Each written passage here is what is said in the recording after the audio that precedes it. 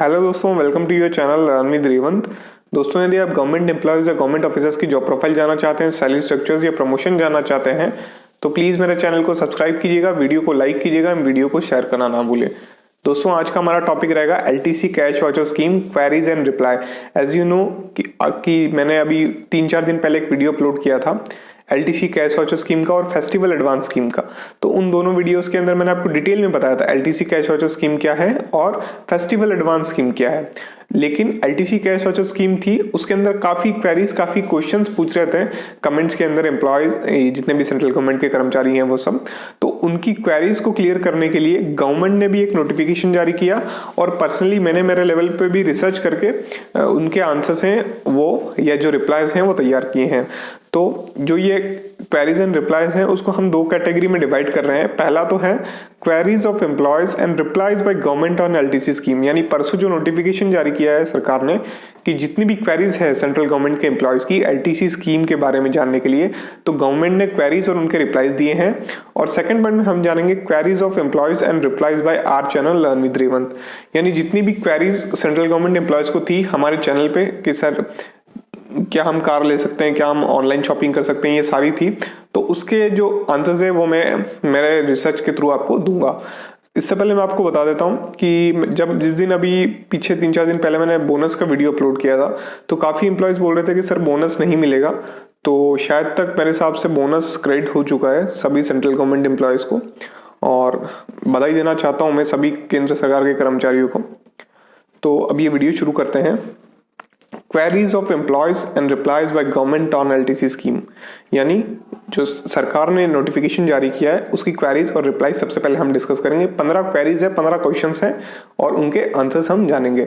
तो पहली क्वेरी है, whether the individual employees is required to take the leave to avail this LTC cash voucher scheme, whether an employees is required to undertake any travel, यानी question है कि क्या कर्मचारी को छुट्टी लेना जरूरी है एलटीसी कैश वाउचर स्कीम के लिए, या फिर उसको ट्रैवल करना जरूरी है। एज यू नो जो एलटीसी कैश वाउचर स्कीम थी वो मेनली ट्रैवलिंग पे बेस्ड थी और छुट्टी लेनी पड़ती थी और ट्रैवल करना पड़ता था, तभी आपको जो फेयर था उसका रिम्बर्समेंट होता था। इसका आंसर है, या जो रिप्लाई है वो ये है, an individual need not take any leave for this purpose nor undertake any travel, यानी इंडिविजुअल एम्प्लॉय को कोई भी लीव लेने की आवश्यकता नहीं है, ना ही ट्रैवल करने की आवश्यकता है। This is a scheme in lieu of LTC travel, यानी ये जो स्कीम है वो एलटीसी ट्रैवल के बदले की स्कीम है। ठीक है, तो आपको ना तो ट्रैवल करने की जरूरत है, ना ही आपको छुट्टी लेने की आवश्यकता है। सेकेंड क्वेरी है, if a particular LTC which is meant to be used for the scheme has been partially availed by either self or members of the family, whether this scheme is available and to what extent। Question में पूछ रहे हैं कि यदि एक किसी particular LTC, यानी LTC भी 2 होते हैं, एक तो होम एलटीसी और एक ऑल इंडिया ट्रैवलिंग एलटीसी, तो उसको यूज किया गया है पार्शियली, पहले यूज कर लिया गया है, या फिर कम मेंबर्स के बारे में, जैसे एक फैमिली में 4 मेंबर्स को एलटीसी स्कीम मिलती है तो 2 मेंबर्स ने यूज कर लिए, तो क्या अब बेनिफिट मिलेगा? तो इसका रिप्लाई सुनिए, this scheme is applicable to the LTC fare left unutilized during the block year as mentioned in the OM dated 12/10/2020, यानी जिनको ये स्कीम का फायदा नहीं मिला था, जो मेंबर्स बच गए थे और जो फेयर था वो अनयूटिलाइज्ड रह चुका था, उनको इसका बेनिफिट मिलेगा। अब query number 3, if an employee has already exhausted the prescribed limit of leave encashment for LTC, whether he will be eligible for the scheme, whether he will be eligible for the scheme, whether an employee can only avail LTC fare without claiming leave encashment।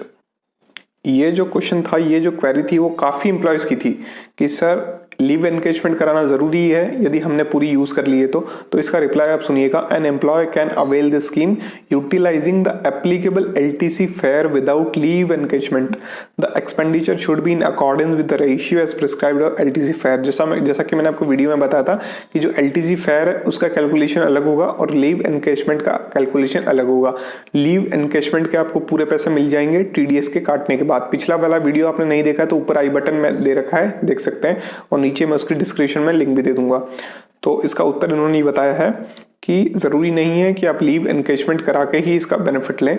Leave यदि आपकी exhaust हो चुकी है तो आप जो LTC fair है उसके जो कैलकुलेशन हो रहा है उसके अकॉर्डिंग आप उसको यूज़ कर सकते हैं। क्वेरी नंबर 4 है, as per the scheme an amount of up to 100% leave encashment and 50% of value of deemed fare is to be paid as an advance to the employee opting for the scheme. What happen if he underutilize amount? Question पूछा गया है कि जैसा कि आपको पता है, जैसा कि आपने नोटिफिकेशन पढ़ा था LTC कैश वाउचर स्कीम का, कि आपको 100% तो लीव एनकेजमेंट का पैसा मिल जाएगा, यानी जितनी लीव्स हैं उनका पैसा मिल जाएगा, साथ में 50% आपको एडवांस मिल जाएगा। कितने का एडवांस मिलेगा? जितना आपका LTC फेयर बन रहा है उसका, जैसा कि मैंने आपको पिछले वीडियो में बताया था। अब उसमें क्वेश्चन पूछ रहे हैं कि यदि जो एम्प्लॉय है जिसको एडवांस मिला है वो यदि उस अमाउंट को अंडर यूटिलाइज कर दे या फिर नॉन यूटिलाइज कर दे, यानी जो उसको पैसा खर्च करने के लिए मिला है वो खर्च ही ना करे या फिर पैसा कम खर्च करे, तो क्या होगा? तो इसका रिप्लाई सुनिएगा, if reimbursement amount is non utilized और under utilize it may be recovered from employee. यानी वो नॉन यूटिलाइज करता है या फिर अंडर यूटिलाइज करता है तो जितना उसको एडवांस दिया गया उस हिसाब से रिकवर होगा। यदि वो कम खर्च करता है तो उसको बेनिफिट कम मिलेगा। फिफ्थ क्वेरी है, newly joined government employees are entitled for 3 hometown and 1 anywhere in India in a block of 4 year, how this will be regulated. यानी जो नए गवर्नमेंट एम्प्लॉयज रिक्रूट होते हैं सेंट्रल गवर्नमेंट के अंदर, उनको 3 तो होम टाउन की LTC मिलता है और 1 एनीवेयर इन इंडिया वो जा सकते हैं, तो ये कैसे एप्लीकेबल होगा? तो इसका रिप्लाई सुनिएगा, the employee may use one of the LTC available in a block year. यानी जो एम्प्लॉय है वो एक किसी LTC का इस स्कीम के माध्यम से यूज कर सकता है। अब 6th क्वेरी है, as per special LTC provisions an employee irrespective of his eligibility can travel by air to places like Andaman Nicobar, J&K and North East under anywhere in India fare. In this case what will be deemed fare? यानी इसके अंदर ये पूछा गया है, question पूछ रहे हैं कि जैसा कि आपको पता है एक स्पेशल क्राइटेरिया बना रखा है लेवल्स के हिसाब से और गेस्टेड ऑफिसर्स और ग्रुप C ग्रुप D के हिसाब से कि कौन सा एम्प्लॉयज किस क्लास के अंदर ट्रैवल करेगा। जैसे कोई ग्रुप D का एम्प्लॉय है तो वो 3 टियर AC के अंदर ट्रैवल कर सकता है, ग्रुप C या फिर ग्रुप B के जो एम्प्लॉयज हैं नॉन गेस्टेड हैं वो AC 2 टियर का यूज कर सकते हैं। लेकिन जो LTC जो रूल्स हैं उसके अकॉर्डिंग यदि किसी को अंडमान निकोबार, J&K या नॉर्थ ईस्ट जाना हो जहां पर रेल सुविधा उपलब्ध नहीं है तो उनको वहां पे फ्लाइट का LTC भी पेबल होता है। लेकिन इस केस के अंदर LTC कैश वाउचर स्कीम के अंदर ऐसा नहीं है।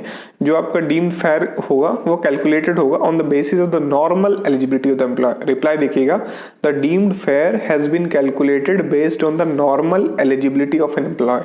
यानी जो उसको AC 3 टियर के हिसाब से जो शेड्यूल बना रखा है, जैसा कि मैंने आपको पिछले वीडियो में बताया था, उस हिसाब से मिलेगा। फ्लाइट का जो कैश वाउचर स्कीम के अंदर नहीं मिलेगा। 7th क्वेरी है, whether a single bill of purchase of goods or services is to be submitted or multiple bills can be submitted। यानी एक बार में हम पूरा पैसा हमें खर्च करना है या फिर बहुत सारे अलग अलग जगह हम पैसा खर्च करके उनको बिल को सबमिट कर सकते हैं। तो रिप्लाई है, multiple bills are accepted, the purchase should have been done from the date of issue of the OM till the end of the current financial year. यानी मल्टीपल बिल्स आप issue कर सकते हैं, ठीक है, और वह ऑफिस में जमा हो सकते हैं, और the purchase should have been done from the date of issue of the office memorandum till the end of the current financial year. काफी लोग क्वेश्चंस पूछ रहे थे कि सर एप्लीकेबल कब से? एप्लीकेबल है जब से ऑफिस मेमोरेंडम जारी हुआ है। कब से हुआ है? 12 अक्टूबर से। और कब तक रहेगा? एंड ऑफ फाइनेंशियल ईयर तक आप कुछ भी खरीद सकते हैं under LTC cash voucher scheme. 8th question है, whether there is any prescribed format for applying for this scheme. ये भी काफी क्वेश्चंस आ रहे थे कमेंट के अंदर कि सर इसके लिए अप्लाई क्या करें, कोई फॉर्म आता है जिसको डाउनलोड करके फिलअप करके दे दें। तो इसका उत्तर सुनिएगा, रिप्लाई है, there is no prescribed format, a simple application conveying the desire of the employee for availing the scheme if advance is required for the purpose the same is to be mentioned. मतलब question में पूछा है कि format क्या होगा, तो reply में कहा गया है there is a no prescribed format, यानी कोई प्रिस्क्राइब्ड फॉर्मेट नहीं है, कोई फॉर्म नहीं जो आपको फिलअप करना है। A simple application conveying the desire of the employee for availing the scheme if advance is required.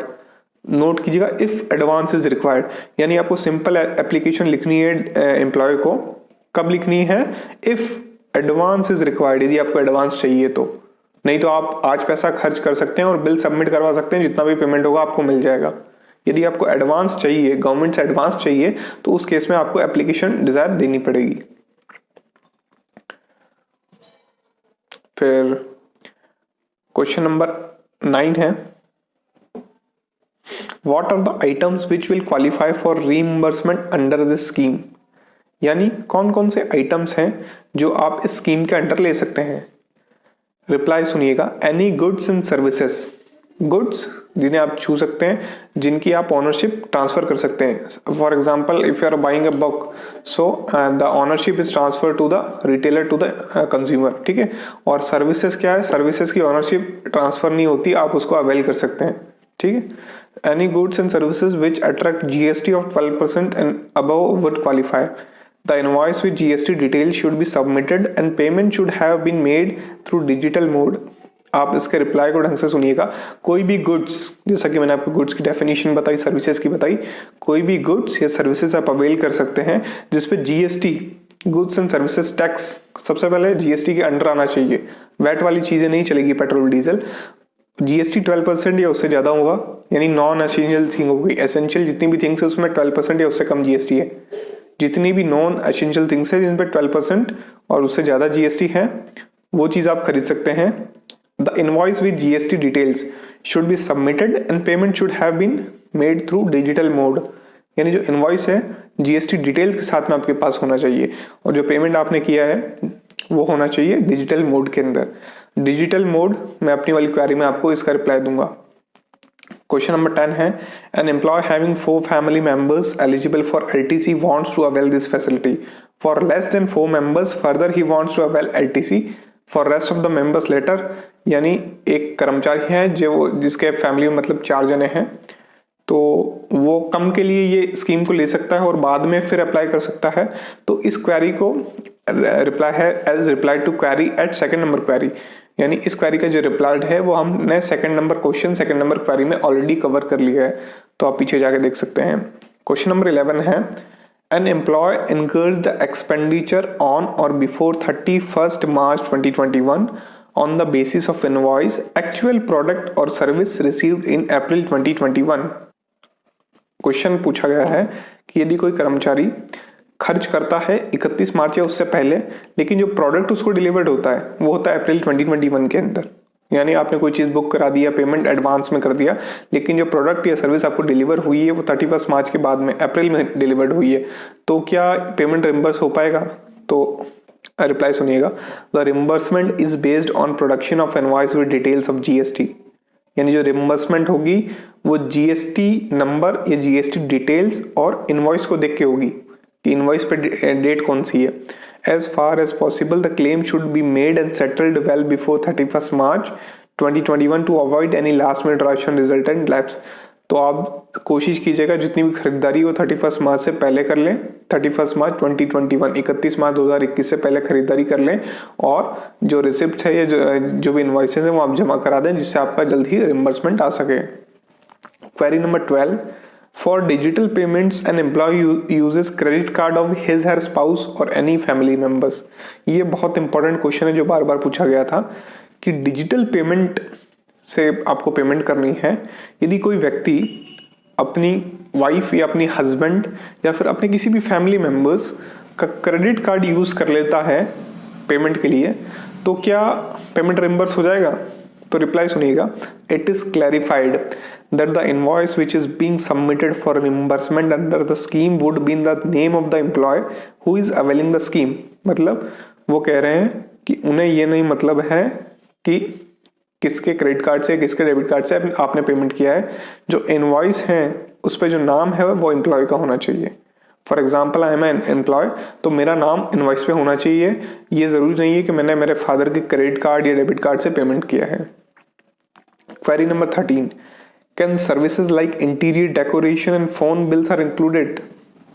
अब मैं आपको एक चीज बताता हूँ कि फोन बिल्स हैं तो phone bills is not a product, is not a good, is a service. Service है क्योंकि आप सर्विसेज आप अवेल करवा रहे हैं टेलीकॉम कंपनी से, ठीक है। और इंटीरियर डेकोरेशन, यानी जो इंजीनियर्स होते हैं या फिर जो इंटीरियर डिजाइनर्स होते हैं, तो वो लोग इंटीरियर डेकोरेशन करते हैं घर के अंदर, तो this is a type of services.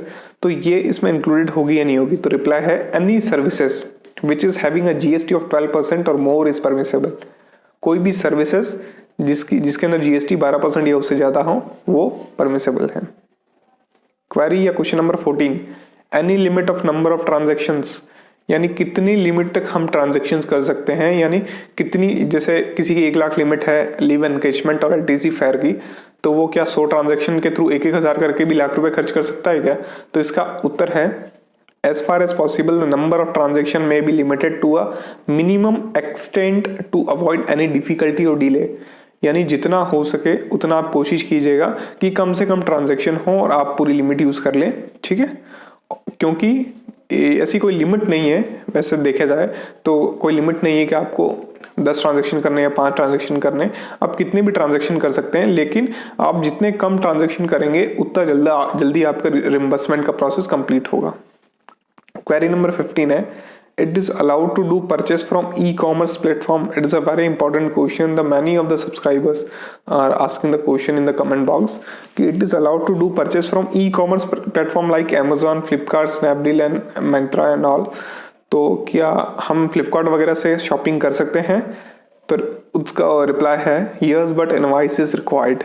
हाँ आप कर सकते हैं, लेकिन इनवॉइस जरूरी है और डिजिटल पेमेंट नेसेसरी है, मैंडेटरी। इनवॉइस, आप 3 चीजें हमेशा माइंड में रखिएगा जब भी एलटीसी कैश वाउचर स्कीम का बेनिफिट लेना चाहते हैं। तो एक तो इनवॉइस होना चाहिए जिस पे जीएसटी की डिटेल्स हो। सेकंड होना चाहिए जिस पे जीएसटी 12% या मोर हो, 12% या ज्यादा उस पे जीएसटी लगता हो। थर्ड है डिजिटल पेमेंट होना चाहिए। डिजिटल पेमेंट नेक्स्ट स्लाइड में हम डिस्कस कर रहे हैं अभी। तो ये 3 चीजें आप हमेशा ध्यान में रखिएगा।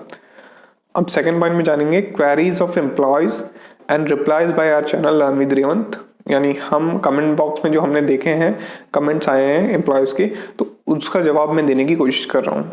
तो पहला क्वेश्चन है, हम डिजिटल पेमेंट कैसे कर सकते हैं, यानी what are the modes, what are the methods of digital payments. तो काफी लोग बोल रहे थे कि सर डिजिटल पेमेंट्स में सिर्फ डेबिट कार्ड है या यूपीआई है, तो उसका मैं आंसर दे रहा हूँ। तो रिप्लाई है जैसा गवर्नमेंट का नोटिफिकेशन है डिजिटल पेमेंट्स का, उसके अकॉर्डिंग मैं दे रहा हूँ आपको reply. Banking cards, USSD, AEPS, UPI, भीम यूपीआई हम यूज कर रहे हैं, फोन पे वगैरह, these are the UPI methods. Mobile wallets like Paytm, MobiKwik, ये सब मोबाइल वॉलेट्स हैं। बैंक प्रीपेड कार्ड्स जैसे डेबिट कार्ड्स वगैरह हो गए। Net banking, internet banking, mobile banking जो कि सारे बैंक्स के शायद एप्लीकेशंस है मोबाइल बैंकिंग, या फिर माइक्रो एटीएम्स। सो ये सारी मेथड्स हैं, इन्हीं मेथड्स का आप यूज़ कर सकते हैं। इसके अलावा बाहर कोई मेथड नहीं होनी चाहिए। तो यही डिजिटल पेमेंट्स है और इसके माध्यम से आपको एलटीसी कैश वाउचर के लिए पेमेंट करना है। सेकंड क्वेरी थी, बहुत ज़्यादा ये क्वेरीज हैं, क्या हम कार या बाइक खरीद सकते हैं? तो इसका उत्तर है जी हाँ, आप कार या बाइक खरीद सकते हैं। मैंने काफ़ी आर्टिकल्स पढ़े एलटीसी कैश वाउचर स्कीम के बारे में, तो उसमें ये एक फाइनेंशियल एक्सप्रेस का आर्टिकल है, वो आप देखिएगा। To boost the demand of non-essential products having higher GST, the government has proposed the LTC cash voucher scheme in which beneficiaries will get cash in lieu of leave travel concession on purchase of such goods. Apart from including demand for non-essential goods like car, bike, AC, refrigerator, washing machine, computer and other consumer durable items, the aim of the scheme is to hike the GST collection which has got affected by COVID-19 lockdown. यानी जितनी भी non essential good है जिनमें 12% या उससे ज़्यादा GST है, वो सब इसके दायरे में है। और जैसा कि आपने फाइनेंशियल एक्सप्रेस का ये आर्टिकल पढ़ा, इसके अंदर कार भी इंक्लूडेड है, बाइक भी इंक्लूडेड है। और एक और क्वेरी थी, क्या सर लोन लेके जो पेमेंट है वो हो सकती है क्या, उस टाइम हम एलिजिबल होंगे क्या? तो जैसा कि मैंने आपको एक क्वेरी में बताया था कि क्रेडिट कार्ड से जब पेमेंट हो सकती है तो फिर लोन लेके भी पेमेंट हो सकती है, लेकिन आपके अकाउंट से डिजिटल मोड से पेमेंट जाना चाहिए, ये आप ध्यान रखिएगा। जो पेमेंट है वो डिजिटल मोड से गया हो और जो इनवॉइस है वो आपके नाम पे हो, जो एम्प्लॉय है उसके नाम से इनवॉइस होना चाहिए, और जो डेट है 31 मार्च 2021 से पहले का होना चाहिए। तो दोस्तों वीडियो अच्छा लगा तो प्लीज़ वीडियो को लाइक कीजिएगा, चैनल को सब्सक्राइब कीजिएगा एवं वीडियो को शेयर करना ना भूलें। Thank you.